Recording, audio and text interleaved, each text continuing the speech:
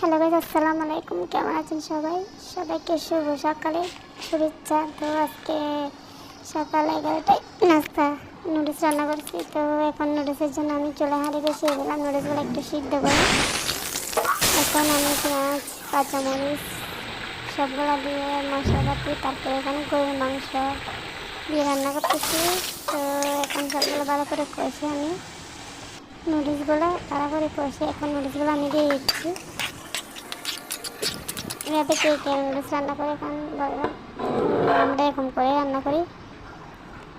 তো এখন আমি ভালো করে নেড়ে ছেড়ে দিচ্ছি। নুডলসগুলো ভালো করে নাড়তে হয়, না হয় লবণ হয়ে যায়, না হয় এক পাশে লবণ হয় না। তো এখন আমি ভালো করে নেড়ে ছেড়ে এখন ধনিয়া পাতা ছিটে দিচ্ছি উপরে। দেখেন দেখতে অনেক লবণীয় হয়েছে, খেতেও কিন্তু সেই স্বাদ।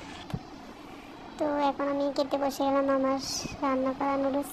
ভালো থাকবেন সবাই, সুস্থ থাকবেন। একটা লাইক দিবেন, কমেন্ট করবেন,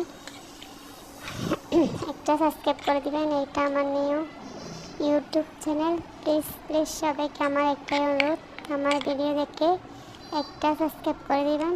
তো ভালো থাকবেন, সুস্থ থাকবেন। আসসালামু আলাইকুম।